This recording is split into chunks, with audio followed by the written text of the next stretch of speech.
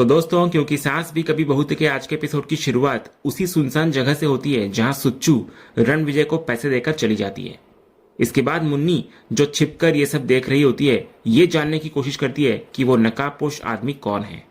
तभी रणविजय से मिलने उसका साथी सुहास आता है और उसकी तारीफ करता है कि उसने मैदान जीत लिया। रणविजय अपना मास्क उतारकर खुद को जीनियस बताता है। इसके बाद सुहास उसको याद दिलाता है कि वो उसका इंतजार कर रही होगी, जिस पर रणविजय लापरवाही से कहता है कि वो इंतजार करके थक जाएगी और चली जाएगी। शायद रणविजय तुलसी के बारे में कह रहा होता है। इसके बाद मुन्नी जो छिपकर उनकी बातें सुनने की कोशिश कर रही होती है, उनका चेहरा नहीं देख पाती क्योंकि वे दोनों उसकी तरफ पीठ करके खड़े होते हैं। इधर रणविजय सुहास को बता रहा होता है कि मास्क ने उसका चेहरा और एक डिवाइस ने उसकी आवाज बदल दी थी, इसलिए उसे कोई नहीं पहचान सकता। फिर जैसे ही वे निकलने वाले होते हैं, मुन्नी के पैर से एक प्लास्टिक की बोतल टकरा जाती है जिससे आवाज होती है। तो रणविजय सतर्क हो जाता है और आसपास देखता है, लेकिन तब तक मुन्नी छिप जाती है। इधर सुहास उसे यह कहकर टाल देता है कि कोई बिल्ली होगी और दोनों वहां से निकल जाते हैं। दूसरी तरफ शांति निकेतन में शोभा अपनी मां के लिए बेहद चिंतित होती है और मिहिर से कुछ करने के लिए कहती है। तो यहाँ मिहिर का अपनी पत्नी के प्रति गहरा और अटूट विश्वास सामने आता है। वो शोभा को दिलासा देते हुए कहता है कि वो कुछ भी गलत न सोचे क्योंकि उसकी माँ बिल्कुल ठीक है। वो एक बहुत ही भावुक बात कहता है कि अगर उसे एक खरोच भी आती तो मुझे एहसास होता। तो मेरा दिल कहता है कि उसे कुछ नहीं हुआ है। वो शोभा को याद दिलाता है कि तुलसी कितनी मजबूत है और बड़े से बड़ा तूफान भी उसका कुछ नहीं बिगाड़ सकता। फिर मिहिर पूरे कॉन्फिडेंस के साथ कहता है कि तुलसी जरूर वापस आएगी और वो उसे लेकर आएगा, चाहे उसके लिए उसे कुछ भी क्यों ना करना पड़े। मिहिर का यह विश्वास सिर्फ दिलासा नहीं बल्कि एक आध्यात्मिक जुड़ाव है जो उसको ये यकीन दिला रहा है कि उसकी तुलसी सुरक्षित है। अगले सीन में सुच्चू के घर लौटने के ठीक बाद मुन्नी भी वहां पहुंच जाती है। इधर सुच्चू जो अभी अभी एक खतरनाक सौदा करके लौटी है, तुरंत अपने चेहरे पर चिंता का मुखौटा पहन लेती है। वो सबके सामने नॉयना से पूछती है कि क्या तुलसी जी का कुछ पता चला। तो नॉयना भी इस नाटक में बराबर की भागीदार बनती है और तनाव में होने का अभिनय करते हुए कहती है कि कुछ भी पता नहीं चला और उसे भी बहुत चिंता हो रही है। तभी इसी दिखावे के बीच नॉयना एक पल के लिए सुच्चू के करीब आती है और धीरे से, ताकि कोई और न सुन सके, पूछती है कि सब कुछ ठीक से तो हो गया ना। तो सुच्चू भी धीरे से हाँ में सिर हिला देती है। ये पूरी बातचीत और हाव भाव मुन्नी की नजरों से नहीं बच पाते। वो लगातार उन दोनों पर अपनी नजर बनाए हुए होती है। जब ऋतिक उसको पूछता है कि वो कहां पर थी, तो वो ऑफिस के काम का बहाना बनाती हुई नजर आती है, लेकिन उसका दिमाग कहीं और ही चल रहा होता है। वो मन ही मन सोचती है कि इन दोनों के बीच निश्चित रूप से कुछ चल रहा है, कुछ ऐसा जो सही नहीं है। उसके मन में ये गहरा शक घर कर जाता है कि कहीं उसकी मां के गायब होने का संबंध नॉयना से तो नहीं है। इसके बाद मुन्नी एक बड़ा कदम उठाती है। वो मिहिर के पास जाकर कहती है कि उसे उनसे और असल में वहां मौजूद सभी लोगों से कुछ बात करनी है। जब ऋतिक उससे दोबारा उसके ऑफिस के काम के बारे में पूछता है कि सब कुछ सही तो है ना, तो मुन्नी सबके सामने ये स्वीकार करती है कि वो कोई ऑफिस के काम से नहीं गई थी और उसने सबसे झूठ कहा था। ये सुनकर शोभा उसको पूछती है कि आखिर ऐसा क्या हुआ कि उसे झूठ बोलना पड़ा। तो इस पर मुन्नी सीधे मुद्दे पर आती है और कहती है कि वो सुचित्रा जी के पीछे ये देखने गई थी कि वो कहाँ जा रही है, क्योंकि उसे उन पर शक हुआ था। वो सबको याद दिलाती है कि जब सुच्चू सूटकेस लेकर जा रही थी तो उसने कहा था कि उसमें मिताली के कपड़े हैं, लेकिन मुन्नी को यह पता था कि मिताली मुंबई में है ही नहीं। ये बात उसे तब पता चली जब टिम्सी मिताली से बात कर रही थी और मिताली ने खुद बताया था कि वो कुछ दिनों के लिए गोवा गई है। इसी झूठ ने मुन्नी के शक को यकीन में बदल दिया था। जब ऋतिक पूछता है कि उसने उसी समय सवाल क्यों नहीं किया, तो मुन्नी समझाती है कि अगर वो तब पूछती तो सुच्चू कोई ना कोई बहाना बना देती, इसलिए उसने सच का पता लगाने का फैसला किया और उनके पीछे चली गई। मिहिर के ये पूछने पर कि उसने क्या पता किया, तो मुन्नी गोडाउन में हुई पूरी घटना को सबके सामने उजागर कर देती है। इसके बाद मुन्नी बताती है कि सुचित्रा गोडाउन में एक नकाबपोश आदमी से मिली थी और उसे पैसों से भरा बैग दिया। जब करण पूछता है कि क्या उसने उन लोगों के चेहरे देखे, तो मुन्नी कहती है कि उसे छिपना पड़ गया था, इसलिए वो चेहरे देख नहीं पाई। तभी गौतम सवाल करता है कि क्या उसने उनकी आवाजें सुनी और क्या वे जानी पहचानी लगी, तो मुन्नी कहती है कि वो कुछ समझ नहीं पाई। तो गौतम इस पूरी घटना को जोड़ते हुए कहता है कि मुख्य बात यह है कि सुच्चू ने झूठ बोलकर किसी से मुलाकात की और उस आदमी ने अपनी पहचान छिपाने के लिए मास्क पहना हुआ था। इधर करण भी तुरंत इस निष्कर्ष पर पहुंचता है कि सूटकेस में पैसे थे। तो अब सबसे बड़ा सवाल यह था कि सुच्चू उन लोगों को पैसे क्यों दे रही थी। तो इस पर गायत्री का गुस्सा फूट पड़ता है और वो कहती है कि वे दोनों बहनें कोई नई चाल चल रही होंगी। मिहिर भी अपनी नाराजगी जाहिर करते हुए कहता है कि नॉयना की बहन से और उम्मीद भी क्या की जा सकती है। इधर करण की आवाज में भी गुस्सा और हताशा होती है। वो कहता है कि इतनी मुश्किलों के बाद सब कुछ ठीक हो रहा था और माँ भी घर वापस आ गई थी, लेकिन जब से नॉयना उनकी जिंदगी में आई है सब कुछ गलत हो रहा है। वो याद करता है कि माँ और पापा ने कितना कुछ सहा है। इधर ऋतिक का गुस्सा भी चरम पर होता है और वो कहता है कि इस बार अगर उन दोनों ने कोई गड़बड़ की तो वो उन्हें छोड़ेगा नहीं। तभी वैष्णवी एक ऐसी आशंका व्यक्त करती है जिससे वहां मौजूद हर व्यक्ति का दिल दहल जाता है। वो डरते हुए पूछती है, कहीं इन लोगों ने काकी के साथ तो कोई गलत नहीं किया? ये सवाल पूरे परिवार को एक गहरे और भयानक सोच में डाल देता है और शक की सुई अब पूरी तरह से नॉयना और सुच्चू की तरफ घूम जाती है। उधर दूसरी तरफ सुच्चू को नॉयना कह रही होती है कि उसे उस जगह पर बहुत डर लग रहा था। नॉयना उसको पूछती है कि क्या उसे कुछ पता चला कि वो आदमी कौन हो सकता है, तो सुच्चू कहती है कि नहीं, क्योंकि उसने मास्क पहन रखा था और उसकी आवाज भी कुछ अलग लग रही थी। तो इस पर नॉयना उसको कहती है कि वो कम से कम पता लगाने की कोशिश तो कर सकती थी ना। तो नॉयना का यह रवैया सुच्चू को चुप जाता है और उसका सब्र का बांध टूट जाता है। वो गुस्से और हताशा में नॉयना पर बरस पड़ती है। वो कहती है कि वो नॉयना के लिए इतना कुछ कर रही है और अपना सब कुछ छोड़कर यहाँ फंसी हुई है। वो अपनी भावनाओं को व्यक्त करते हुए कहती है कि प्यार नॉयना का है, फितूर उसका है, लेकिन जान उसकी दाव पर लगी हुई है। तो नॉयना उसकी बातों को ओवर रिएक्ट करना कहकर टालने की कोशिश करती है, लेकिन सुच्चू और भी भड़क जाती है। वो उसको याद दिलाती है कि वो गोडाउन कितना डरावना और सुनसान था और वो वहां अकेली गई थी। वो कहती है कि नॉयना को पता है कि वो आदमी कितना सनकी था। तो सुच्चू का गुस्सा देखकर नॉयना समझ जाती है कि मामला बिगड़ रहा है। वो तुरंत अपना रवैया बदल देती है और उससे माफी मांगती है। वो भावनात्मक रूप से उसको समझाते हुए कहती है कि वो जानती है कि सुच्चू अपनी जिंदगी को भूलकर उसके साथ यहाँ पर है। वो उसे याद दिलाती है कि उसके अलावा उसका और है ही कौन। आखिर में वो उसे यह दिलासा देती है कि बस एक बार उसकी मिहिर से शादी हो जाए, फिर सब कुछ ठीक हो जाएगा। तभी इतने में मिहिर गुस्से में सुचित्रा को आवाज लगाता है, तो दोनों बहनें घबराई हुई नीचे आती हैं। इसके बाद मिहिर नॉयना को इग्नोर करते हुए सीधे सुच्चू से सवाल करता है। वो कहता है कि वो जानता है कि वे दोनों झूठ बोलने में माहिर हैं, लेकिन फिर भी वो सच सुनना चाहता है। वो पूछता है कि तुम मिताली से मिलने गई थी ना, कैसी है वो? तो सुच्चू जवाब देती है कि वो ठीक है। तभी करण अगला सवाल करता है कि वो उससे कहाँ मिलने गई थी, जिस पर सुच्चू होटल विंटेज पैराडाइज का नाम लेती है। ये सुनते ही मिहिर का गुस्सा फूट पड़ता है। वो चिल्लाकर कहता है कि वो झूठ बोल रही है। पूरा परिवार उसे घेर लेता है। इधर ऋतिक सीधे तौर पर कहता है, आप वाशी गई थी किसी गोडाउन में। ये सुनकर नॉयना और सुच्चू के पैरों तले जमीन खिसक जाती है। जब सुच्चू कुछ कहने की कोशिश करती है तो मुन्नी सामने आकर कहती है कि अब और झूठ मत बोलिए आंटी।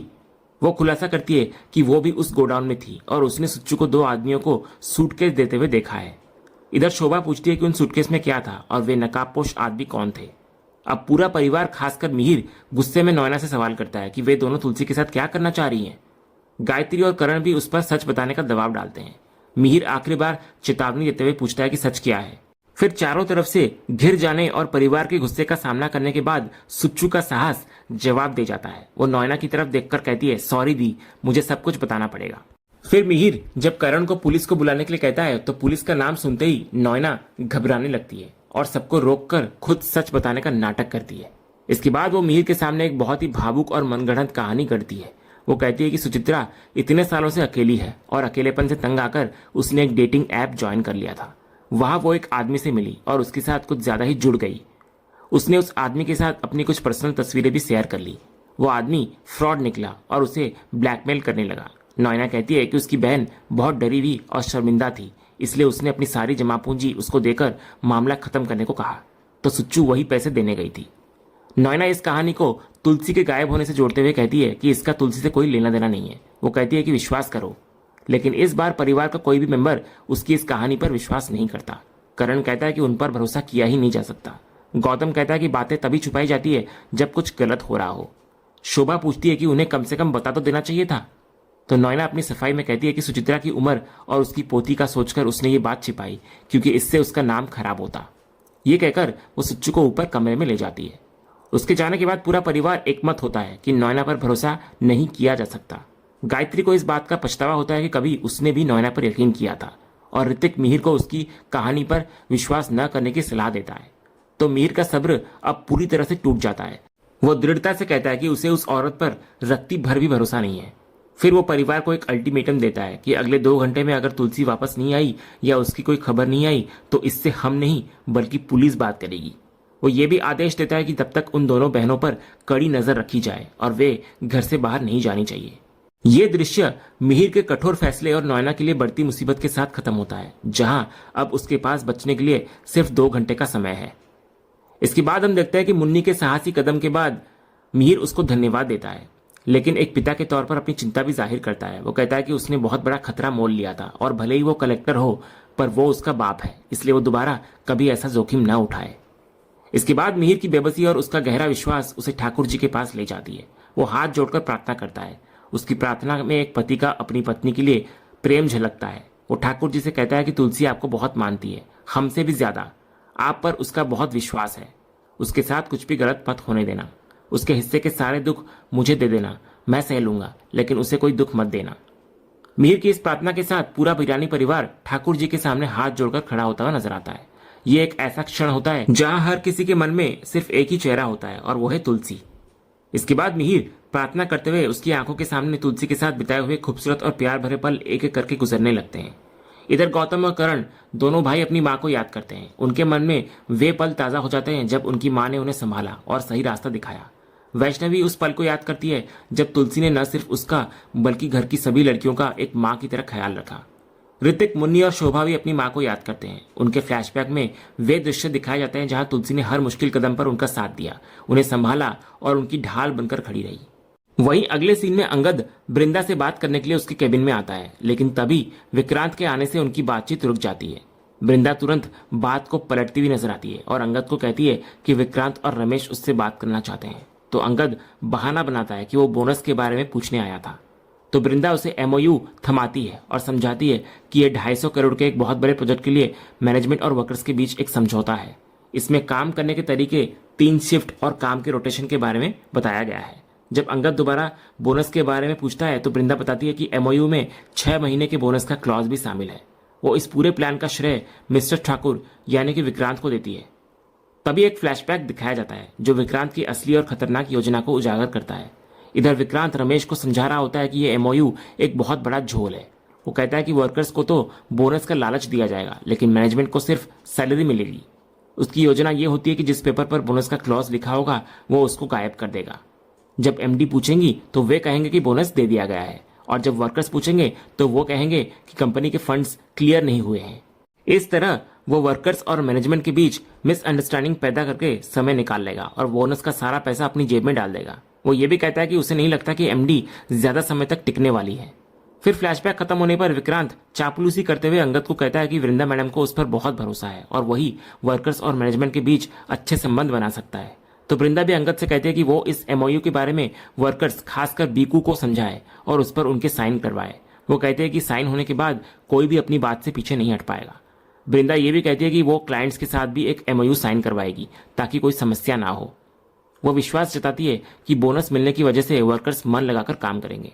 फिर अंत में वृंदा एमओयू पर साइन करवाने की पूरी जिम्मेदारी अंगद को सौंपती हुई नजर आती है। तो अंगद भी कॉन्फिडेंस के साथ कहता है कि काम हो जाएगा और वो एमओयू लेकर वहां से निकल जाता है।